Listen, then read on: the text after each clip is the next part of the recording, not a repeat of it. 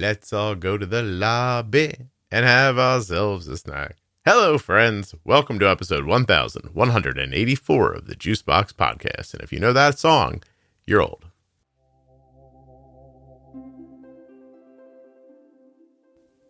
Hey, I'll be talking with Brittany today. This is Brittany's second time on the show. She's 29 years old, was diagnosed with type 1 diabetes when she was 12. She's had A1Cs in the 7s and 8s when she was younger. And she's back today to talk about a number of things, not the least of which is having a baby. And we talk a lot about the movies, which is why I sang that old song from the 50s about going to the lobby to get a snack. Let's all go to the lobby. You don't know it? Whatever. Young people. While you're listening today, please remember that nothing you hear on the Juicebox Podcast should be considered advice, medical or otherwise. Always consult a physician before making any changes to your healthcare plan or becoming bold with insulin. Here's a couple of things for you to do very quickly. CozyEarth.com. Use the offer code JUICEBOX. Save 40%. Go to t1dexchange.org/juicebox. Fill out the survey completely. You're helping people with type 1 diabetes through type 1 diabetes research. Must be a U.S. resident, have type 1, or be the caregiver of someone with type 1. drinkag1.com/juicebox. Start with AG1. With my link, you're going to get some extra stuff. You'll find out about it on the link. One last thing, aura.com/juicebox, online protection and so much more. Get a free 14-day trial, aura.com/juicebox, AURA. Today's episode is sponsored by Touched by Type 1. That's touchedbytype1.org. Great organization helping people with type 1 diabetes. They just want you to know about them and to follow them on Facebook and Instagram. Touchedbytype1.org. You know what else?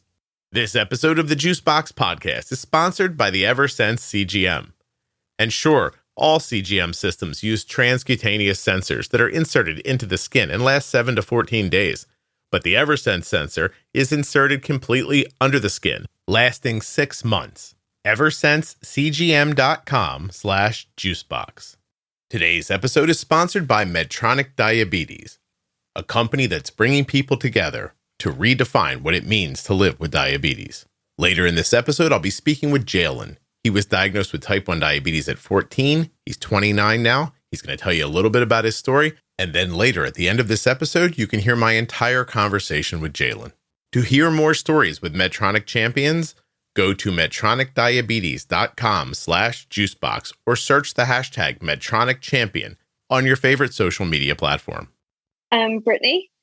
And I'm back a year later. Last time I was on the show, I think I was over 20 weeks pregnant. Oh. So now I'm kind of ironic. I'm almost 9 months out from being 9 months in last time I was on the show. Oh, we're hitting a little bit of a thing here. Okay. Yeah. So I'm back to kind of just talk about everything I learned in my pregnancy and birth and now being a mom with type 1. Excellent.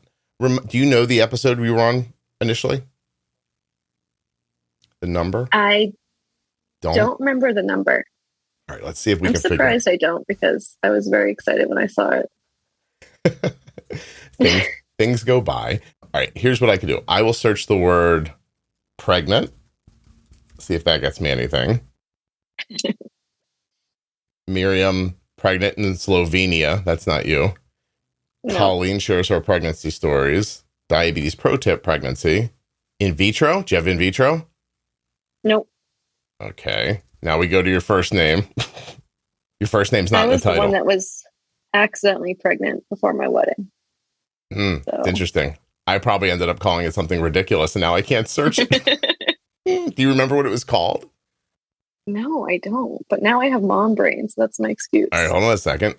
It was something short and sweet. Well, I've searched your first name, Brittany, correct spelling, on my website. Episode 102, not you. This is Brittany Diggs. She was abducted. Do you know this one? She was abducted, put in the trunk of her car, and escaped using the light from her insulin pump. And we brought that up. Last time we were talking. Yes. And then here's one. Brittany smokes a lot of weed and has a bunch of autoimmune diseases. That's not you. That's not me. Hold on a sec. Do you smoke a lot of... You don't have to say if you don't want to. No, I don't. Okay. Tommy's mom, her daughter Brittany, has a rash. In pen, Facebook Live. My description was like, Brittany is type 1 diabetic and 6 months pregnant. I do know that. Seriously? All right, hold on a second. Let's go back to... Yeah. I didn't call you like preggers or something like that, right? Hold on a second. No.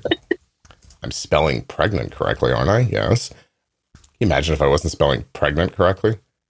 All right. You don't live in Slovenia. Nope. You're not Colleen. Are you Miriam? You're not Miriam. She's having a baby. Nope, that's Samantha. The title was so short. How many of you all have been pregnant on this podcast? Jeez, hold on a second. You're not Canadian. Nope. There's one called For Love of a Timbit. That has pregnancy in it. I'm impressed that you're somebody pregnant. I feel like those are important stories. Oh my God, yeah. Well, do you know why? All right, we're never going to figure out what episode you're on, so we're going to let that go now. But anyway, Brittany's been on the podcast before. There's at today's counting 1,041 other episodes. Just go listen to them all. Eventually, you'll hear it. Yeah. I think the pregnancy stories are really interesting and important for two reasons. One of them doesn't get covered as well. That's not my fault, though. For the first reason is a lot of you are going to get pregnant, and it adds its own set of challenges, and they are a little repeatable from story to story, so you can really learn from them. The other, I think, the other reason is because pregnancy is really just a variable, but a lot of them, and they switch frequently. So if you can handle pregnancy, you could diabetes anything, you know. So I think that even if you're a man or never going to be pregnant or anything like that, I still think those conversations are really important. That's why I love having them. I appreciate you being on. So let's do a little bit of catch up. The baby came out. Was it a little boy baby, little girl baby? It was a boy. Oh, and you named it Scott. At the time you were asking. Yeah, and right. I named him probably the opposite of Scott. There's an opposite of Scott? Would you Tox? Would you call him Tox? It's super unique and very different. I like seeing people's reaction. Are you gonna tell me? Go. His name is Ace. Ace. ACE. Oh my God. Ace is the kid's name. Now, is this a... His name is Ace. Is this it's not a kiss thing, is it? No. It's funny, like everyone's different guess. Someone's a pilot. Aviation ties. Right. Yeah, well, my husband is a pilot. So people do go by that by default, but that's not even really where the thought train was. Oh, okay. When you got pregnant, did he do the thing from Star Wars where they had to blow up the Death Star at the end? It wouldn't have been sexy, but it would have been hilarious. I hate Star Wars and he loves Star Wars, so he'll probably appreciate that. I don't know. We wanted a unique name. We didn't know if we were having a boy or a girl. And I don't know. We just liked it. It's just as simple as that. But I guess I kind of like that it has ties to like, I guess I can say this. Our last name is Heart. And so Ace of Hearts is kind of a tie to playing cards. And I always used to do that with my nanny who's passed. So there's a little sentiment there. But other than that, I just want him to have a unique name that no kid would have because I am a teacher and that's hard to find. Yeah. If you have another kid, are you going to call him like Club or something like that? So we've gotten all the questions about like, how are you going to follow up this? And I'm still like processing my type 1 diabetes pregnancy. So I'm I'm just unable to answer that right now. Can I vote? I think the next kid's Joker. I know. I've gotten that from my students. 100%. It's got to be Joker and Ace. Are you kidding me? That would be amazing. They could probably have like a whatever the next TikTok's going to be in 15 years. They'll probably be very, very famous. By the way, TikTok fame lasts 6 months, everybody. So you'll be very, very famous for like 5 seconds. But yeah. Okay. So Ace comes out. Do people sing the hardware store song to you sometimes? I don't get that a lot. No? I have Ace Ventura. Yeah. I've heard that. But yeah, no, I haven't had the Ace Hardware song yet. But we'll wait till he's in school. But maybe that won't be relevant. Yeah, I'm going to start calling your kid the helpful hardware man. And then we'll see where that goes from there. This episode is sponsored by Medtronic Diabetes. MedtronicDiabetes.com/juicebox. And now we're going to hear from Medtronic champion, Jalen. I was going straight into high school. So it was a summer heading into high school. Was that particularly difficult? Unimaginable. You know, I missed my entire summer. So I was going to a brand new school. I was around a bunch of new people that I had not been going to school with. So it was hard trying to balance that while also explaining to people what type 1 diabetes was. My hometown did not have an endocrinologist. So I was traveling over an hour to the nearest endocrinologist for children. So, outside of that, I didn't have any type of support in my hometown. Did you try to explain to people, or did you find it easier just to stay private? I just held back. I didn't really like talking about it. It felt like it was just a repeating record where I was saying things and people weren't understanding it. And I also was still in the process of learning it. So I just kept it to myself, didn't really talk about it. Did you eventually find people in real life that you could confide in? I never really got the experience until after getting to college. And then once I graduated college, it's all I see. You can easily search Medtronic Champions. You see people that pop up and you're like, wow, look at all this content. And I think that's something that motivates me. Started embracing more, how I live with type 1 diabetes. To hear Jalen's entire conversation, stay till the very end. MedtronicDiabetes.com/juicebox to hear more stories from the Medtronic Champion community. Well, I love that you picked something different. Obviously, my kid's name is Arden, so I'm down with that. So you can appreciate that. Yeah. Arden is, when we chose Arden as the name, we went to there's a website that the U.S. government has that tells you how many people have your first name. And really? Yeah, and it's broken down by gender as well. So when we were choosing how old is Arden? 2004 she was born. So it's like 2003. And my wife and I are like, going through baby names and everything. When we landed on a couple of them, we started looking more deeply into them. Arden at that time, only like something over 9,000, not 10,000, over 9,000 Americans were named Arden. And an overwhelming majority of them were men. And they were older. So, and we were like, yeah, we'll call our daughter that. And I'll have to do that for Ace. I don't know if I'll be disappointed because maybe it's more popular than I assumed, but I don't know any. So maybe. Hey, do you have an ability to be a little closer to your microphone by any chance? Yeah, I think so. Well, it's my phone. Is that better? Oh, you're on your phone? Yeah. So are you on your speakerphone? No. I have the AirPods in, and I just have the Zoom app open. Oh, okay. So you're talking through the AirPods? Yes. Yeah. Okay. Is your hair blocking it or anything like that?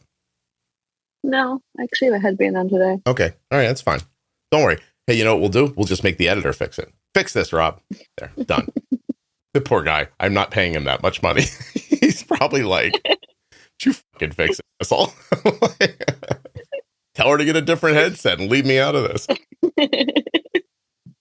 Okay, so Ace is out. I'll tell you right now, I had to push the feeling out of my head that it never occurred to me that the blowing up of the Death Star was oddly sexual, but now that's hitting me like a ton of bricks.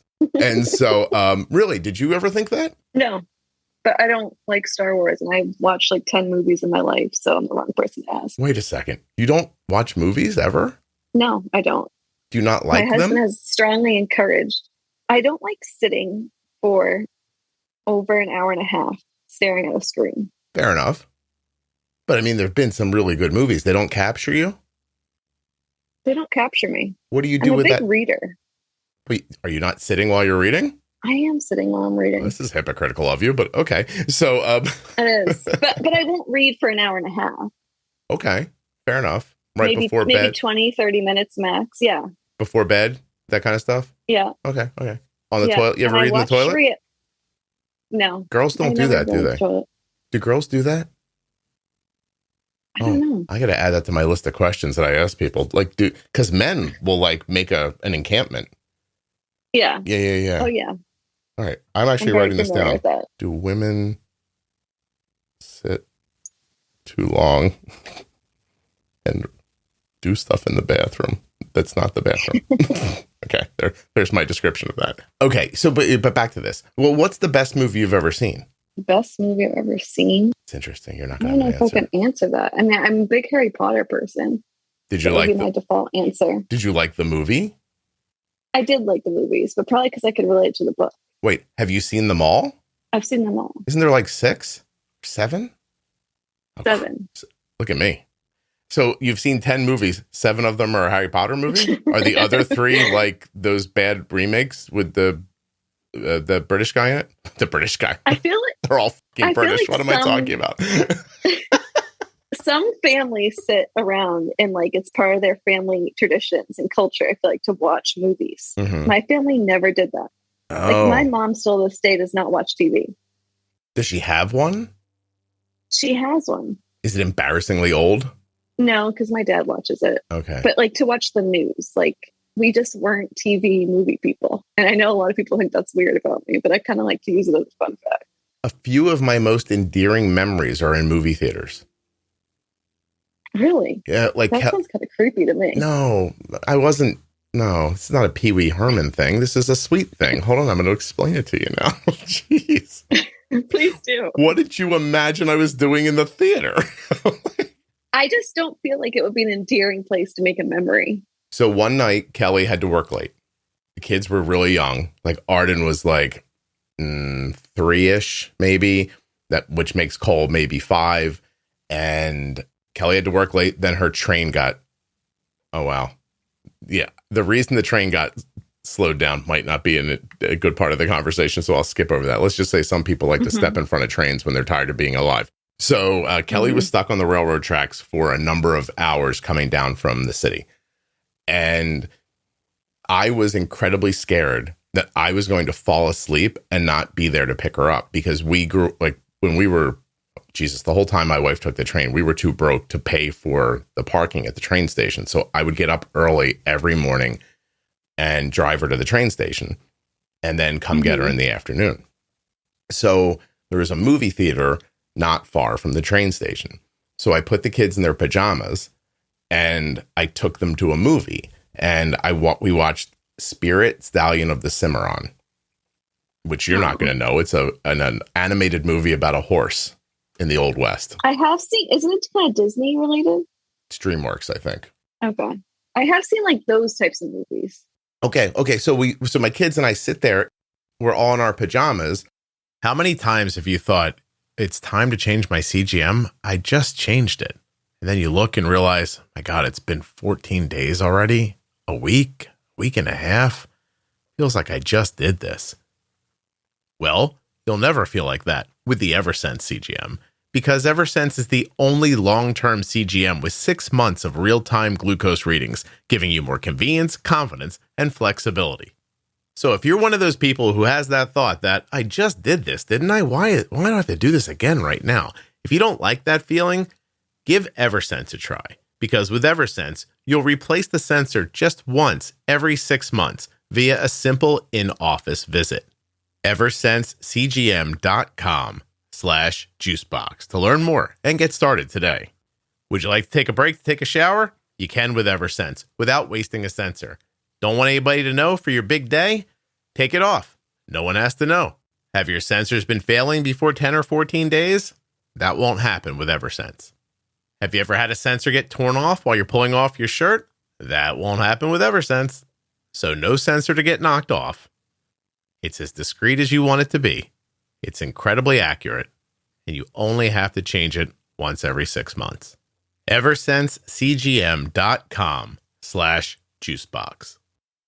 And we made we brought a blanket, and we did this whole thing, and we just cuddled up and watched this movie. My son must have had an amazing time, because he then was loved that movie and merchandise from it for years afterwards. And then we picked my wife up after she had this very kind of harrowing experience.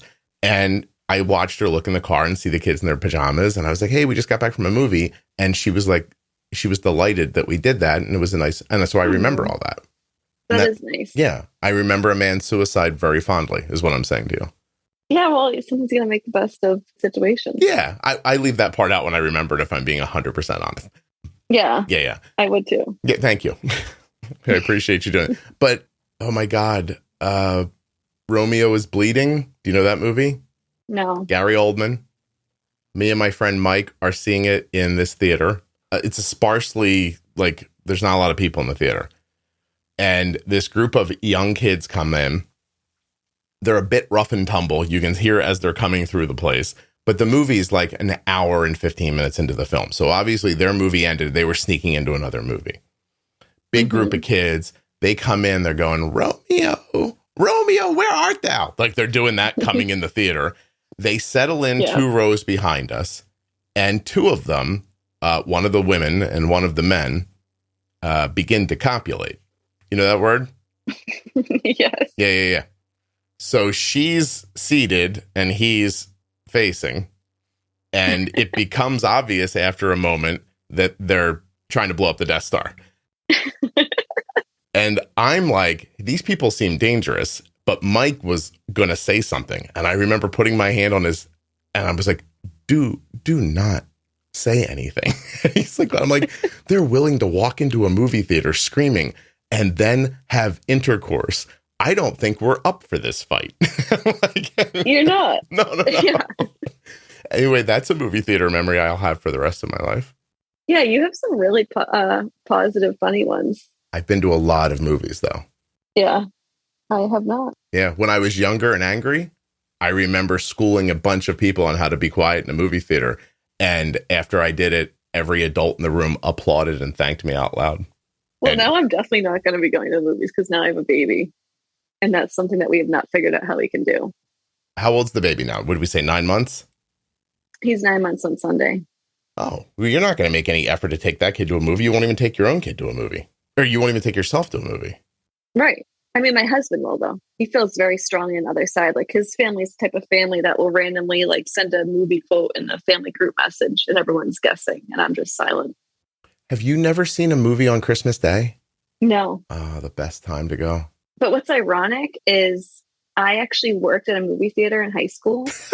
Okay. For maybe, this is like a deep, dark memory for me because I absolutely hated it. And I always smelled like popcorn. And they asked me to work on Christmas Day. And I was like 16. Mm-hmm. So I was like, absolutely not. And not having any work etiquette, I just called them one day and was like, I'm not coming back. That was how I quit. You're not concerned that there's an entire day where Jewish people have nothing to do and this is the only thing for them to do and you didn't want to help them? I guess not. No? I was 16 and self-centered. 16 and self-centered. That should be the name of all of our autobiographies. I was going to say, it sounds like a movie title. Yeah, it does, right? Okay, fine. So you're going to ruin this kid's life and not take it to movies. Whatever, that's fine for you. But don't you get like your husband's going to get to pick all the movies? So what's going to happen? True. Here's what's going to happen. 18 years from now, some girl is going to try. Well, I guess if he's gay, it'll work out. But some girl is going to try to get that boy to sit down and watch like a romantic comedy with her. And he's not going to do it because he hadn't gone through the beatings of you dragging him to Michelle Pfeiffer films or whatever. Do you know what I mean? And I already have instilled a love of books for him. Like, he has a ridiculous amount of books for a 9-month-old. And the other day, his daycare teacher told me, we did story time today and they're all babies. So, yeah, she's just sitting there trying to read him the story with the 3 other babies. And she's like, he actually sat there and listened and attended to it. Well, all the other babies were just looking around or crawling away from me. Like, I've never seen that before. And I was like, oh, God. He's been indoctrinated. You've got him. You're creating a little. Like, what have I done? Yeah, well, you've created a little baby readings. I don't know. I was going to say zombie, but maybe it's more than that. Maybe it's a cult. Yeah. Yeah. So he's officially on the dark side of my reading. Okay. All right. I'm okay with all this. It's fine with me. Can I suggest a couple movies for you to try?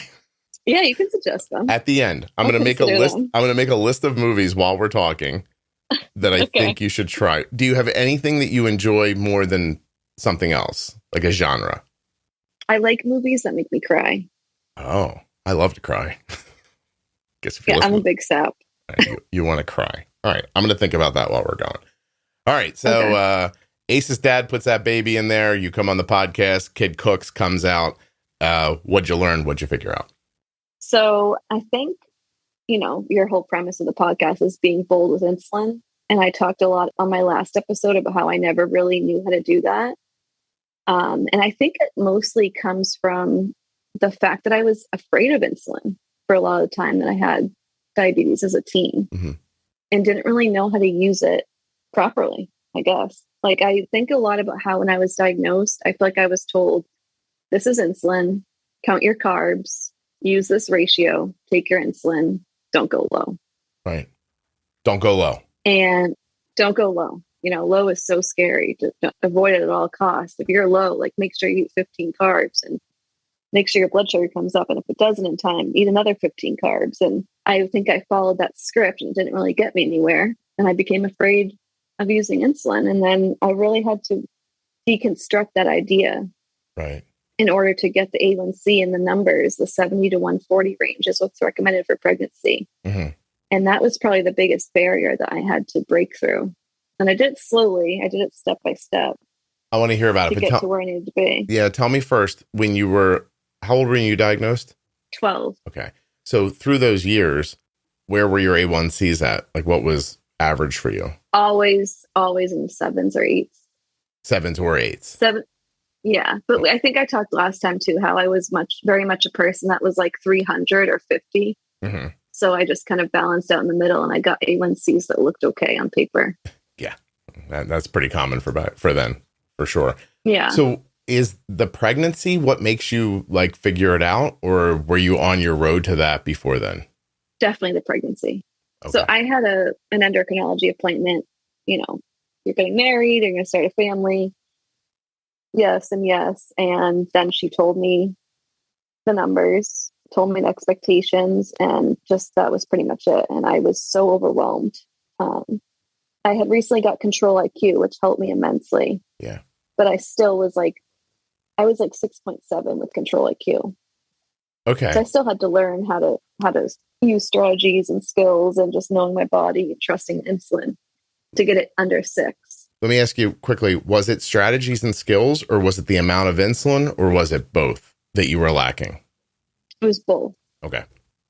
When that happened, I was like, okay, let me just try each month to get my average blood sugar, because I use Dexcom Clarity.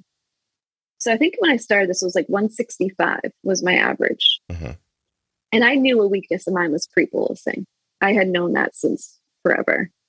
But that was being afraid of insulin. I was so afraid of insulin that I wouldn't want to give insulin prior, in fear that somehow it would make me start crashing, or I wouldn't eat what I thought I was going to eat, or something would happen. Right.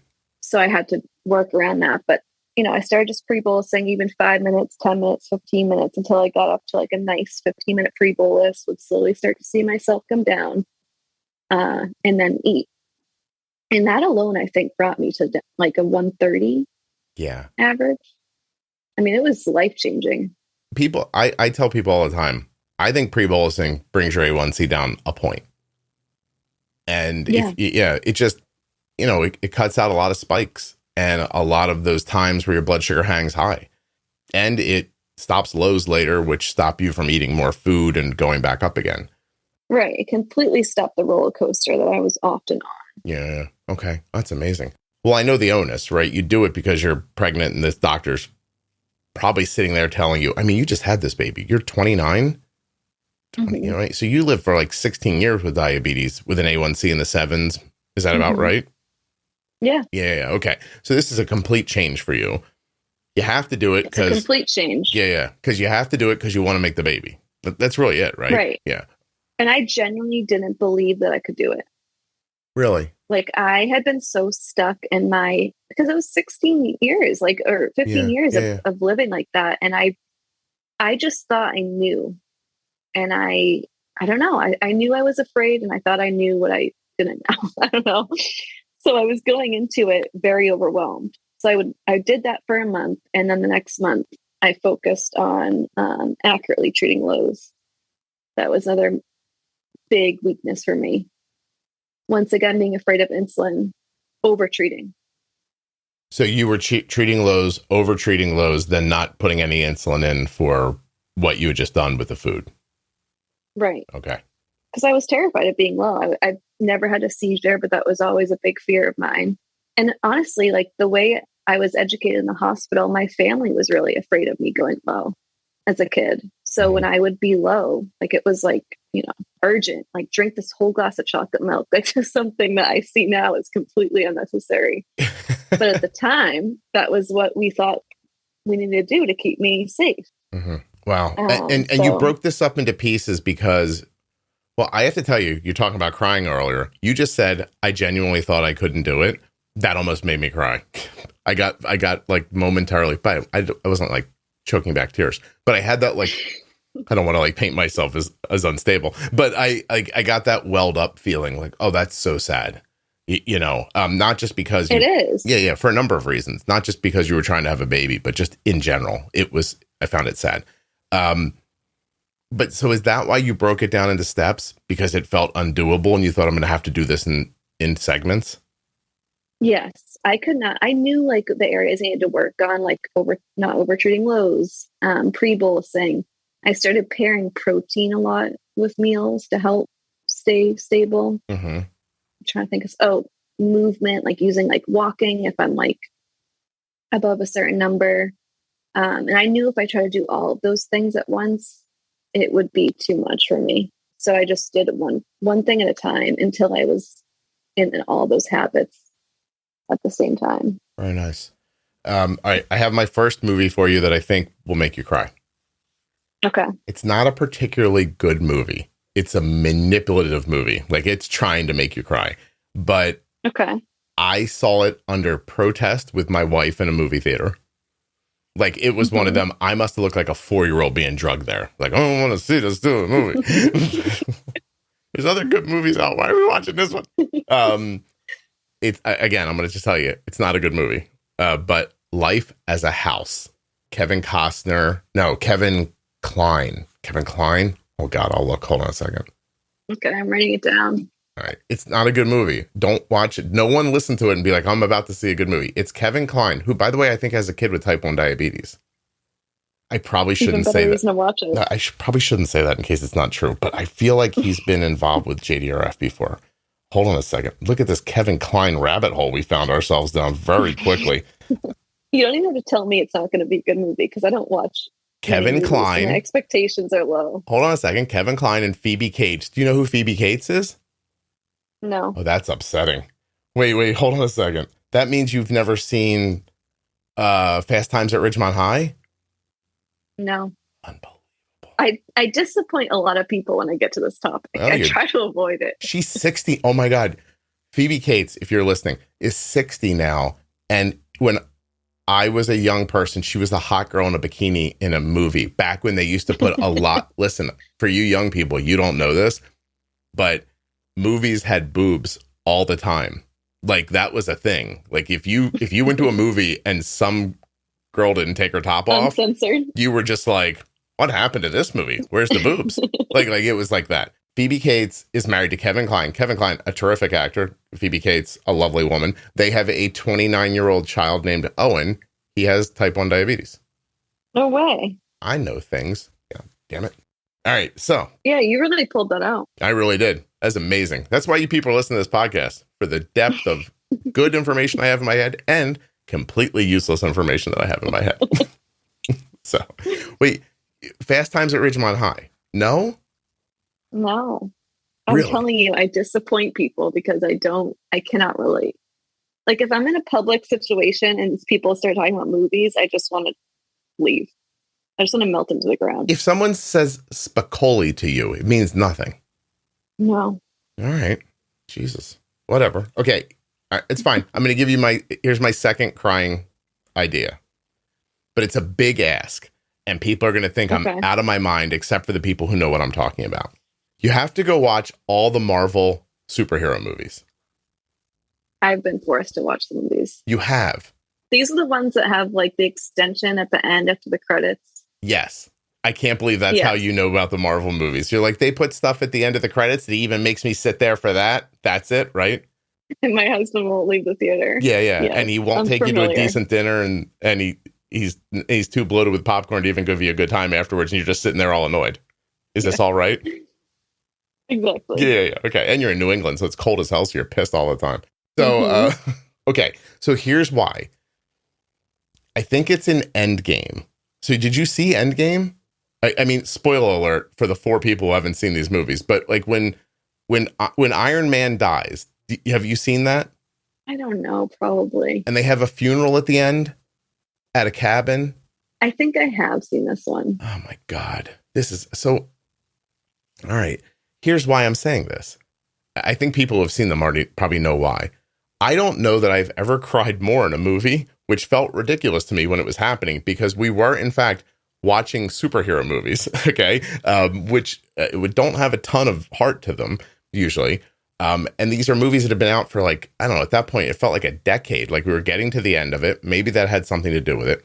But anyway, Robert Downey Jr., who we'll refer to as RDJ going forward, is Iron Man. He has a daughter in the movies. He dies in this battle to save the universe. And at his funeral, his best friend sits down next to his daughter, asks like how she's doing. And she says she like wants a cheeseburger. And he says, I'll make you as many cheeseburgers as you want. Your dad loved cheeseburgers. It made everybody cry because that's like a cult in itself. Like my son being in the reading cult, that is like a cult in itself. I just heard you defend the reading thing. That was a fantastic response to what I just said. Good for you. Because in the first Iron Man movie, Tony's taken hostage, and he escapes finally. And when he comes back to have a press conference, because he's a famous like billionaire, he stops and gets cheeseburgers on the way. And before he gives his press conference, he basically just sits on the floor and eats these cheeseburgers. And they shout that back like 10 years later with this little girl who just lost her father. And the line from the actor who it's, oh my God, he's in one of my favorite movies that he wrote it actually. Oh my God. You can't remember his name? No, hey, I see what you just tried to do there. I just couldn't remember like off the top of my head. I have it now. Jon Favreau. You do not know who Jon Favreau is? That one sounds really familiar to me. All right. Okay. Anyway, if you ask me, if people right now are like, oh my God, what is Scott's favorite Jon Favreau movie? I'm not embarrassed. I'm just going to answer. It's Chef, which is another movie you don't know. It's about this guy in a food truck. And I like it because it's like a redemption film about him trying to get back to his family, but he doesn't know that's what he's doing. Anyway, this is not the point. That sounds like a movie I would like. Okay, Chef. Are you going to cry? I'll try that one. I don't think you're going to cry, but try Chef. Chef also, where I first learned about Gary Clark Jr.'s music. Do you know who that is? No. You're just trapped in New England. I got to get you out of there. That's okay. So do you know who Noah Khan is? Noah Khan? Yeah. No. Okay. He's a singer, and he wrote this song, Northern Attitude, about growing up in New England. And it literally just describes what we were talking about in my last episode about the kids that bullied me when I was first diagnosed. Yeah. And you asked if it was seasonal bullying because they were just in a bad mood because we've been freezing for 6 months. So you could listen to that song and all that stuff. All right. Noah Khan. And what's the movie? Or what's this song called? Northern Attitude. I see it. I'll listen to it. I'm on. See, we're helping each other. Yeah. Yeah. You're like, yeah, I'm never watching those movies. Just so you know, Scott. No, I might watch these movies. I can't promise every single one, but Chef sounds interesting to me. Okay. All right. That's fine.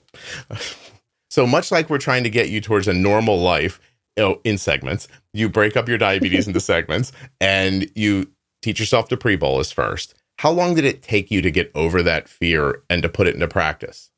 I would say a month in. Like, I think I spent the whole month of January doing that last year. And I started to feel better because I was so in tune. It allowed me to be more in tune with my body and actually see the effects of insulin. Mm-hmm. And I started to trust, like, okay, I know what this is going to do. And then when I started doing things like not over treating my lows, like actually just having, I don't know, a couple Starburst or a couple sips of juice and seeing my blood sugar gradually and come up, I was like, oh, this can work. Once you get used to it, it's pretty intuitive, right? Yeah. Yeah. I mean, my whole pregnancy, like, I am just amazed at how intuitive I was and like driven to do this. I mean, I had the driving force behind me, but just, I did such a, like, I don't know, change in the way I approach my diabetes. Yeah. And it helped me so much, like, have the pregnancy and like birth experience that I wanted. Mm-hmm. Because when I was first told the expectations for my pregnancy by an endocrinologist, she was telling me, like, you'll have to have an induction at 38 weeks and you'll probably be on an insulin drip. And, you know, this is the way we do things. And I was like, I'm not even pregnant yet. I don't even know, what that means for me, but I don't like being told, because you have diabetes, this is what's going to be the plan. So I basically found out, they were telling me that because that's their standard care for people that have diabetes and are pregnant. But I felt like if the high blood sugar risks aren't there and the baby looks great and I'm still healthy, why do I need to follow this like intervention, basically? Good for you. That's amazing. Where did you learn about it? Where did I learn about what? The idea to pre-bolus. Did a doctor tell you about it? Did you hear about it online? Did you hear about it on the podcast? Like, how did you? All from Juicebox. Oh, well, yeah. And then you still wouldn't name the baby after me? That's fine. Yeah. So you change my life and you get... And I get a follow-up. Public. I get a follow-up interview, and maybe I'll get you to watch a couple movies. My favorite movie that will not make you cry, but is my... I think it's my desert island film. Like the one I could probably watch over and over again is Pulp Fiction. But I tried to show it to my kids and they're like, I don't understand why you like this movie. And I'm like, okay, thanks a lot. I do have a great story about Pulp Fiction, and then we're going to get on to the rest of what you did. Okay. It won the Palme d'Or Award at the Cannes Film Festival. I don't know if any of that means anything to you. So I'm familiar with Pulp Fiction, actually. Okay. So it gets this big release coming out as a winner of, at a film festival, which drags in all the old people who don't even care. They're not going to look like the internet wasn't a thing as much back then. So all they know is this one won the best film at Cannes. So my wife and I, as we're married, right around the time we got married, we go to see Pulp Fiction because I'm excited to see this Quentin Tarantino movie because I've seen Reservoir Dogs and some of his old, like his initial movies. I'm super excited for it. And I mean, it's an incredibly violent film, like, and just, different. And it's a Quentin Tarantino movie. They all kind of have that feeling to them. But imagine I'm in a packed movie theater with 60 and 70-year-old Otacockers. Do you know that word? Very old people. And as the movie becomes offensive, they start to realize this isn't some feel-good film festival winner. And they start leaving in droves. And they are complaining as they're walking out of the theater. And I was delighted every time something horrible happened in the movie and it made another group of them leave. And I'm going to tell you, I'm just going to come out and tell you that when Ving Rhames is sexually assaulted in the film, that was it for most of them. That really did clear the place out. And then it was like my wife and I were in this like theater by ourselves. Like it was fantastic. And then when we walked out, the movie company was there to do exits. Like, what did you think of the film? And I filled out the card and I handed it to the girl and she goes, "You're like the only one who liked it." And I was like, I think the wrong crowd showed up. Anyway. Yeah, because that's not what I've heard about that movie. No, it's if you like a movie like that, it's fantastic. But I have again a lovely remembrance of it in the thing. Yeah, another movie theater memory. Also, I met my wife at a movie theater. No way. Yeah, because she worked there, and my brother. So I knew people who worked at the. All right, ready? I'm ready. My father was a volunteer fireman. The local movie theater caught fire. The guys showed up, put it out so quickly, they saved the building. They saved everything. The theater was only closed for a couple of days because of how well the firemen showed up. From then on, if you brought the badge that you had for being a volunteer fireman, you saw a movie there for free, or your family members, anybody. So I never paid to see a movie growing up, ever. This sounds like a fake script. It's absolutely true. And so I became friendly with some of the guys who worked there and some of the women who worked there, like kids my age. And because you're there a lot. And I'm still very good friends with a number of them, actually. Like, actually, some of my best long-term friends are people I met who worked at that movie theater. I have a friend who got married in a movie theater.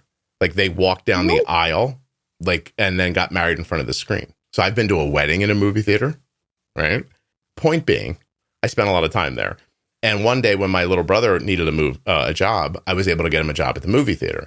And then you'd go down and hang out with him, talk to him once in a while, and stuff like that. And then one day, this girl shows up who's like a manager, but obviously like college age. And that's my wife.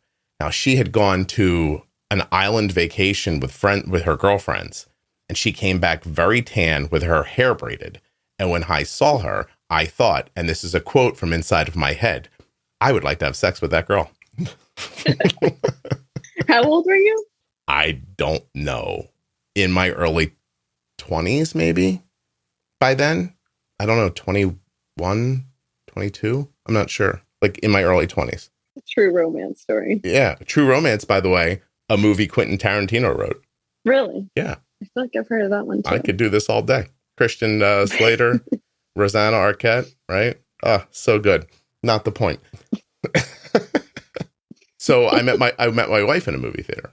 Yeah, so I really said I didn't like movies for the wrong person. You did. You've screwed up here because and I'm going to tell you one more thing at the end about me in movies, but that's later. Okay. For now, let's talk about how that young boy that saw the girl with the braids in the movie theater eventually had a baby with her that had type 1 diabetes, and then he made a podcast, and now you were able to have a baby. Isn't it amazing? Now, I'm going to tell you. The world goes around. And around and around. If you ask me what the podcast does for people, I can be very high-minded about it and talk about digging into little crevices of diabetes and teaching people things they're never going to hear otherwise. Like, I think it's amazing for the people who take that information out of it.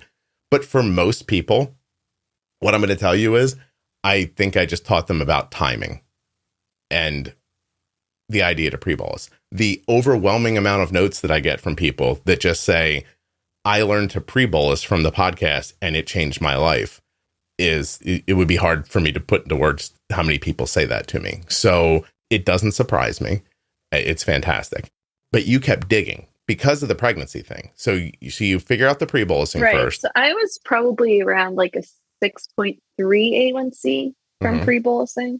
And then I had to keep digging. And then that definitely allowed me to be so much more confident with everything that pregnancy brings up. Because eventually I was doing like 45-minute pre-boluses. Wow. Yeah, you have to. In the third trimester, because I was so resistant. And I don't want to think about what I think I would have just been in the panic state if I hadn't like had that knowledge and confidence from prior. Right. Well, I don't even know how you'd make the decision. Like, if you're afraid of insulin to that level and you don't pre-bolus to begin with, and the truth is that even when you're sitting at a stable blood, I'm not wrong, right? Like, you could be 110 and you need to pre-bolus 45 minutes before you eat. Right. Oh, yeah. Yeah. Yeah, I don't know how you would make that leap.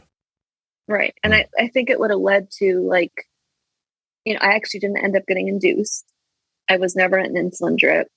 I really went kind of opposite of what they had suggested at first because I was so confident in my management and he was perfectly healthy and everything went really well. So good for you. Well, congratulations. That's really wonderful. And I actually, yeah, it is wonderful. And I have to credit my, so I had a doula. Do you know what that is? I do, of course. You gave birth in a blow up bathtub in your house? No. No? Oh. That is the perception of doulas. No, I'm not one of those type of people, but I did want my birth to be like as calming. I think because of my diabetes, and I knew all I was told about was the risk factors. And I didn't want to be thinking about that while giving birth. I wanted my birth to be positive.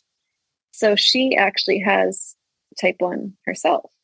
And she was there to help me like advocate when I really couldn't focus on it, on how to handle my blood sugars. And it was amazing. Wow. And how'd you find her? So I joined a type 1 diabetes and pregnancy support group. It was actually on Zoom. It wasn't even located near me. The support group leader was living in Virginia, but she had her come on as a guest speaker and she lived 25 minutes away from me. Wow. That's so serendipitous. Isn't it? Yeah. Speaking of movies. All right. So I'm going to tell you something before we move on, because you have a decision to make when we're finished. At the end, I'm going to tell you one lovely story about seeing a movie. And I'm going to tell you one horrible story about me being horrible in a movie theater. And you get to choose the horrible stories. You can either choose the Jurassic Park story or the Roy Rogers story. But I can't give you both of them, because if you hear both of them, you'll think I'm a terrible person. I actually have a story about a movie theater and my diabetes. Go. Should I go for it? I want it right now. Speaking of, before having my diabetes really in a good place in college, I faced a lot of I would say negative side effects from having uncontrolled blood sugars. And one of them was having UTIs frequently. And I met this boy who's now my husband, and he loves movies. I hate movies. He asked me the movie. I said yes. And I have a UTI. So we're sitting in the movie, and I think I had to go pee 5 or 6 times in like an hour and 40-minute period. Mm-hmm. And he just never said a single word about how I had to go to the bathroom so much. You weren't like scratching too, were you? No. But I was in such terrible pain and had to go to the bathroom. Wow. That sucks. Constantly. And he asked you out again. And he asked me again. He says he barely noticed, which I do feel like fits his personality. So he barely noticed that you went to a movie, peed 5 times during a movie. Yeah. Oh. Brittany, I know what you look like. You're a handsome lady. He was probably willing to overlook a few things. So he's like, you let that pass. She's scratching and going to the bathroom, but I'm just going to say, whatever. By the way, if I did that, no one would call me back. They'd be like, I don't know, he got up and peed 5 times. I just didn't call him. So. Ridiculous. What movie was it? So I don't know that I remember the premise. It was about like this. I actually picked it out. These boys had to work on this farm, some like immigration. I don't know. It was a movie that I would choose, and he just was along for the ride. Brittany, let's dig into this for one more second. It's your first date with the person who is now your husband. Mm-hmm. You do not know the movie it was. No, it wasn't my first date. It was probably the third or fourth date. And I have mom brain. I swear, after I gave birth, I don't remember. Oh yeah, it's bad. Anything. Mm-hmm. I was such a person that would remember every single detail of my life, writing everything down, never forgetting anything. That's not who I am anymore. Yeah. You get strong in other ways, but that's not one of them. Yeah. But those things just leave my mind. Like, doesn't matter anymore. Arden's in her midterms right now in college. And she's been, I'm going to say, for about 8 days in a row now, just on like a white knuckle roller coaster ride of no sleep and a ton of work. I'm not over exaggerating. So last night, a couple times in the afternoon, I sent her a text. I'm like, Arden, something's weird. Your CGM's getting wonky. Like, it's got to be at the end. Thinking that's going to make her change it. But she's too busy and focused on what she's doing.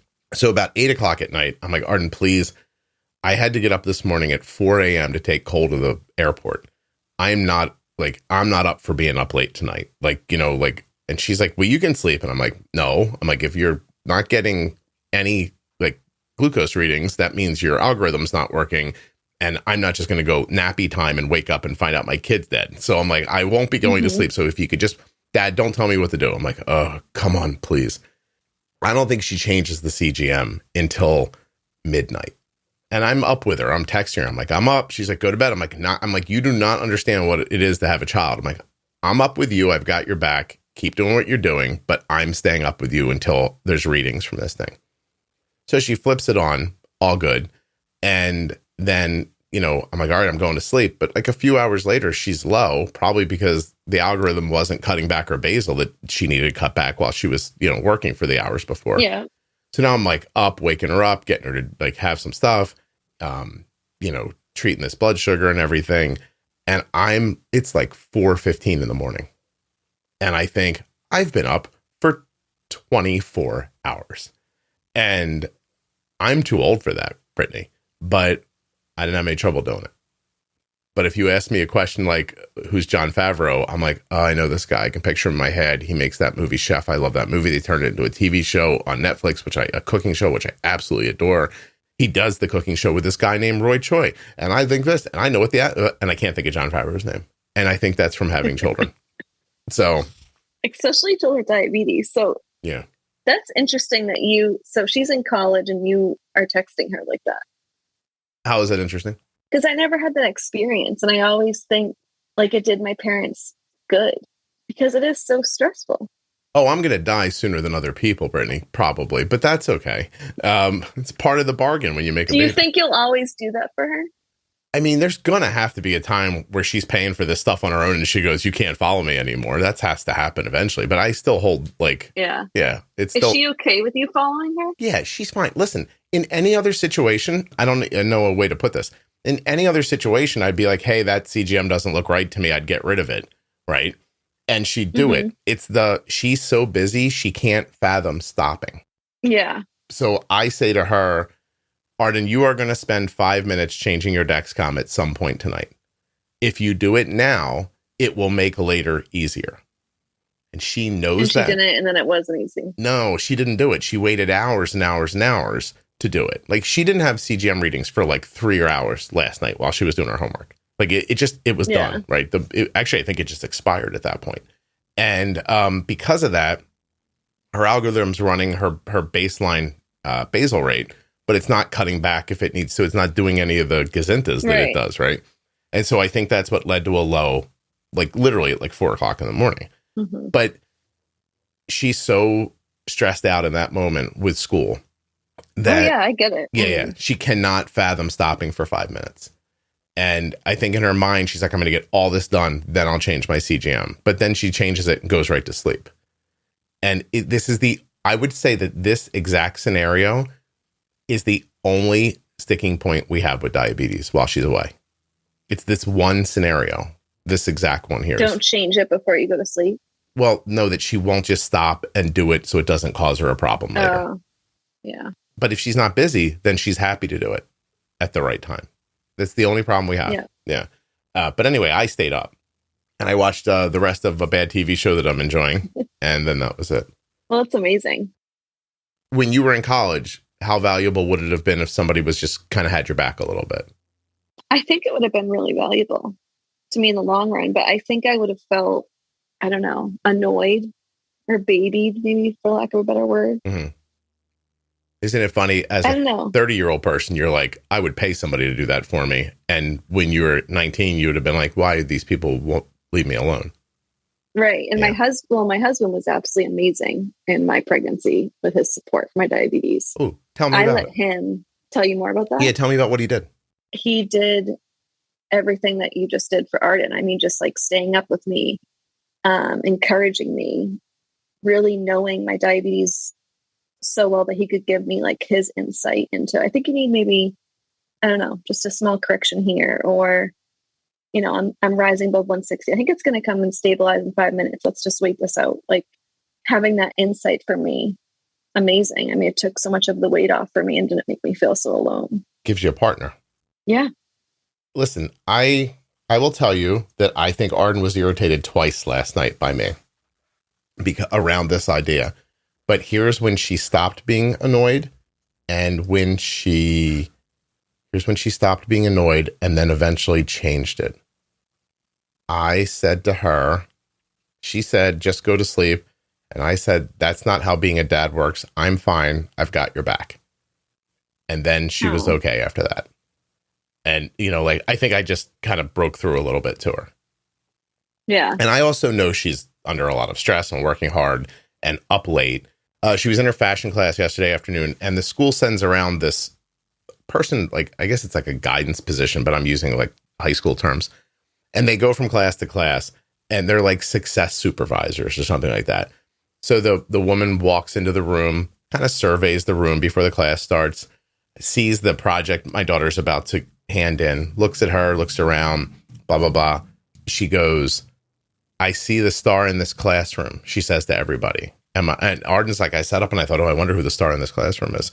And she goes, it's you. And she points to Arden. Oh. And she goes, me? And she goes, yeah. She goes, how can you tell? And she goes, that presentation you're about to make it's like you went above and beyond on it. I can tell just looking at it, this physical thing Arden had on her desk. And she goes, and you're the only one that looks like you haven't slept.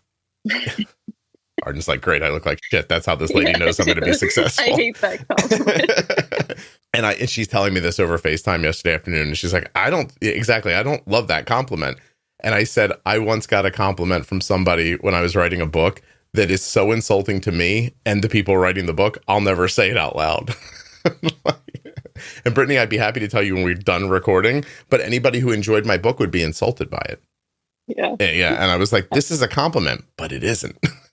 Anyway, she's fine. Like, the answer is, I don't interact with her almost at all. I think that's the first time I've talked to her about diabetes since her period started. And I texted her, hey, you need to like basically like do a temp basal decrease here. Like your algorithm's too strong for this part of your period for probably the next 3 days. And she's like, oh, okay. And that was the end of it.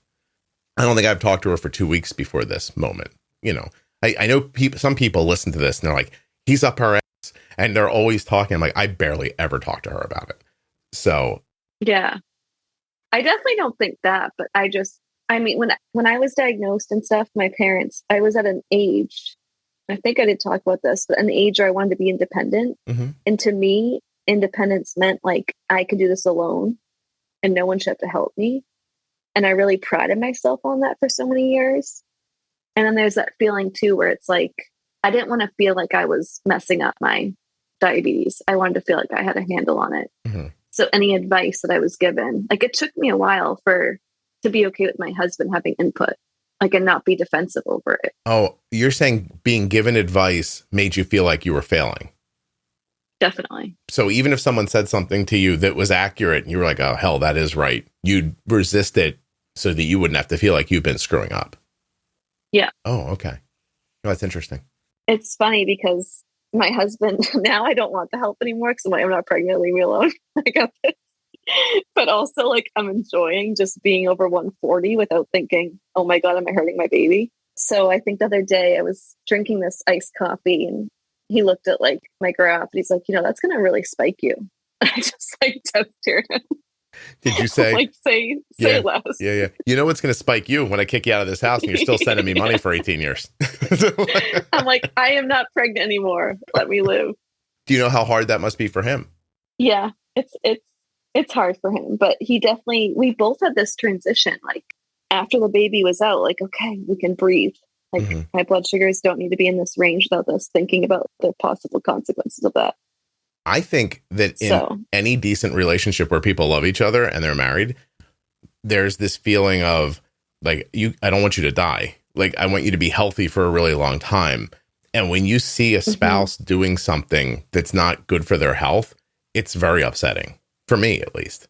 Like, I've had that feeling. Yeah. My wife doesn't have diabetes, and I've had that feeling. I'm like, why are we doing this today? Or why are you eating that? Or like, like that kind of thing. Yeah. Like, I need you here. Don't die. Like, like that. And it's a weird feeling. And I don't think it's conscious. I don't think it comes out in those words through my brain. I think that's the feeling I have. Like, oh, Kelly can't hurt herself. I love her. Like, that's how it feels. And then, of course, if I say something, she do whatever you just did. Like, just be like, get away from me, you idiot. And I'm like, oh, okay. Because isn't it weird? You need the autonomy to hurt yourself to feel like you're in charge. Right. Yeah, that doesn't make any sense. You know that, right, Brittany? Yeah, no, I know. And I've been so reflective on that since. But I am enjoying like this little, I mean, I have some of these habits that I built from pregnancy. And I actually took a little more insulin for that coffee when he said that comment. And then I ended up going low. So I got... Did you tell him? Did you put it in his face when you got low? Yeah. Oh, like, yeah. Yeah. Oh, yeah, for sure. But, you were wrong. Enjoying that. Yeah. Enjoying that flexibility of like, I don't have to be so stressed, because seriously, any number over 140 when I was pregnant was like, I need to do something about this. And I was constantly having to think about it. Yeah. And futzing with insulin and all that stuff. And thinking about every single variable that could exist. Listen, I don't think there's a right or wrong answer, honestly, and I take like all the kind of like psychological impacts that you're talking about. I take them very seriously. There's been times in the past week where Arden's like CGM is beeped and I've thought, oh, she should do something here, but I see that it's going to be okay. Like, I see what she did and I know it's going to be okay, but I can make it be okay faster. But I don't bother her about that because she's doing a terrific job. So, and she needs to grow and learn and not feel, and I also don't want her to hate me and resent me. So like, you pick and I hate to say something that I think my mom would have said, but like, you pick and choose your battles. Like some things you just look at and you go, that's not worth it right there. Yeah. I mean, I'm a 7th grade special ed teacher. So that's like my motto is pick and choose my battles. And I definitely do that with diabetes. But when I was pregnant, I seriously didn't feel like I had that choice. Sure. No, it's a different war at that point, so. Yeah. But when your husband mentions the coffee, does it not make you think he doesn't mention things all the time? This must really seem important to him. Yeah. But it doesn't matter in the moment, I think right? It doesn't matter in the maybe once I've had my year of postpartum, then I can accept advice again. But for right now, I am enjoying my baby and all the hard work I put into getting him here in a healthy way. This makes me think of this. I bought this card the other day to give Kelly on our anniversary, which, by the way, is not for like 10 months, but it's it was too good not to it's a art of Wednesday Addams folding her arms, and it says, "The only person that gets to torture you is me." That's going to be our anniversary card next year. I delightfully, I have it on my desk. I delightfully bought it. She goes, "What's that?" I was like, "You can't see it. It's our anniversary card." She goes, "Our anniversary is not till August." And I was like, yeah. She goes, "You're never going to remember to give that to me." And I went, "Oh, challenge accepted." So I'm literally going to put it somewhere and write anniversary card on it and just hang it in front of me for the next year, because I am going to remember to give it to her. But it made me think. Forget. Yeah, it made me think of that when like your husband's like, "Hey, you're hurting yourself," and you were like, "Go to hell." And you know what? Because my A1C was always so much higher, and now it's still like under a 7. Sure. So in my mind, I'm like, I'm not gonna stress over this one spike here. Yeah. Oh, Brittany, I'm balance that with my mental health. Yeah. Oh, I'm not suggesting you do that at all. Right. Yeah. But what I would suggest is that my conversations with people reveal that when you start pushing the line, you will eventually keep pushing it. And one day you'll say that's to yourself and you go, "Look, it's only 180. I'm not going to, like, my mental health's more important." And then one day you'll be like, "It's just 200. My mental health is more important." And like, I think that's a concern, like something to watch out for is all I'm saying, based on conversations I've had with other people. I feel like that describes my entire management prior to being pregnant. And now I know what's possible, and I know I've done it before, and I have new standards for myself. Good for you. That's excellent. And I hope to follow them, but I do get what you mean, because I was definitely it's only 200 person for like a decade. I didn't know that until I made the podcast, until I started hearing people saying it, like just the way you just said it. Like, it's okay. I only killed one person. Like that feeling, like it really, like, and the next thing you know, I'm like, I only shot 10 people. Like, it's fine. Like, it just, you see people like make those like leaps. They don't think it's bad in the beginning. I don't think my analogy was great there, but I mean, I'm not a professional, so, yeah. And so, but like, you just see people keep pushing those lines, and they don't know. I would argue that it comes from, in at least my case, like the information I had and was taught through my endocrinologist and through getting diagnosed, it was never going to equip me to be confident in having like a 70 to 140 range. No, you started in a hole. So it's, yeah, for sure. It's only 200 was like, when you're dealing with roller coaster numbers and you've never been taught the skills outside of like, oh, just count your carbs and take this insulin for it. We'll see you in 3 months. Like, I don't know. I could never have achieved what I did. Yeah. From learning outside of that. That's why I set in my head, the ranges are set at, I don't know, it's pretty colloquial, but 160 to me is like, oh, we fucked something up. 180 is high, and 200 is a disaster. And that's how I think of those numbers. Not to say that if her blood sugar is 200 for a while, it's an actual disaster. I just talk to myself that way so that I react appropriately. Does that make sense? I think that's a really good point. Yeah. Yeah. But when you were educated originally on type 1, were you taught that way, or you came up with that yourself? Oh, I came up with that myself. I think my education was to treat a low at 110. I was told 110 to 200 was her range. And that I don't think I was told to correct till 250. Now she was, again, but then that becomes your norm. Right. Yeah. It's stuck in your head, and then these are the numbers you're working on. It's stuck in my head, yeah. I mean, and I actually had an experience when I was pregnant. I went to Hawaii and got food poisoning. Came back, was so sick, wanted to check on the baby, went to the ER, and I had a low and sitting there waiting. And I didn't have a meter on me, but I had my Dexcom, and it was saying I was like 70, but I felt lower than that. So I asked for a meter to check, and I was like 52. Mm-hmm. So I thought they were going to Give you an IV? Attack. The EMTs, yeah. So they are sprinting around the entire ER and bring me the biggest glass of orange juice and tell me to drink the whole thing. I'm like, if I drank that, I would easily spike over 250. Mm-hmm. And it just is so frustrating to me because it comes from the same people telling me, like, you know, you have to be under 140 to have a successful and healthy pregnancy. Right. And having to always be able to advocate for, like, no, that's not what I'm going to do. Mixed messages are the problem. Yes. I'm writing that down because I'm going to use it in a different episode. Mixed messages from healthcare are like a huge problem.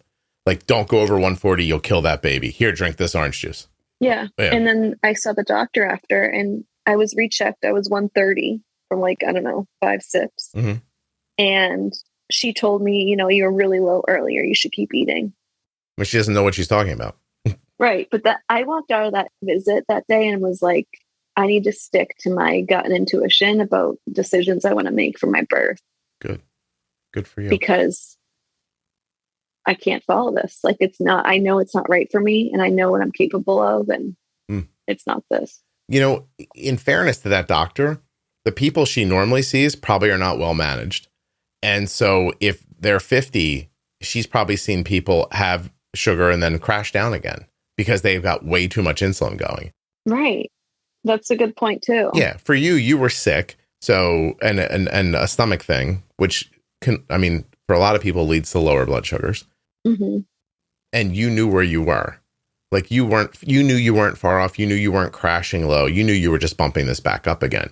But her perspective was probably like, you know, people don't come to the ER with diabetes because they're super healthy all the time. And, you know, so those are the people she sees, and then that's her experience and that's her perspective. And I know, like, the induction recommendation, the insulin drip recommendation, like, that is all coming from situations, scenarios, and people that do need those recommendations to have a healthy baby be born. Yeah. You're, that story is going to end up in a Grand Round episode. I'm making this series called Grand Rounds for doctors. Mm-hmm. So my idea about it is that it'll help doctors understand what they should be doing, and it'll help patients understand what they should be expecting from their doctors. Like, that's my goal with it. And I think your ER story is like, it fits right into one of those episodes coming up. So I'll keep your name out of it, but I'm going to probably retell that. Yeah, no, there's so many times in my life with diabetes I've had that experience. Yeah. No, it's such a valid thing to say, that they don't mean to give you bad information, but that's bad information for you. Because then if you go through say you just listen to her, and the rest of your pregnancy, if you get to 70 or 50 or whatever, you're treating and banging yourself up to 250 and then spending probably the day trying to get your blood sugar back down again without making yourself low, then that one thing that doctor says to you in that ER impacts your pregnancy and your baby adversely. Yes. Mm-hmm. And I think I've had a lot of frustration with feeling like the decade or so that I was managing on this roller coaster, like, I was going off advice that was given to me at some point. Mm-hmm. Yep. And then to have to rethink all of that and figure out what actually works. And I actually did end up firing my endocrinologist that told me all those suggestions and wasn't budging based on my specific individual A1C and numbers. Good for you. Yeah, I mean, it's such a spaghetti of bad information that you can't really deconstruct it anymore.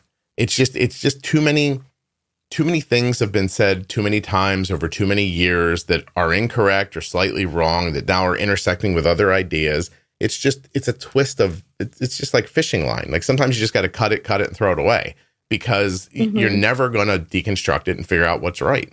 So you might as well just start over again. Yeah. With some basic ideas. Like, I need to understand how insulin is timed. I need to understand how these foods are going to impact me. I need to not overtreat my lows. I think that stuff it sounds so simple to say, and I know people struggle with it, but these are all core ideas of how you stay stable. So, it sounds so simple now, but it definitely was not to me over a year ago. No, I imagine. 2 years ago. Yeah. Okay. Brittany, is there anything we haven't talked about that we should have? I don't think so. Okay. You want the nice movie theater story or the bad movie theater story first?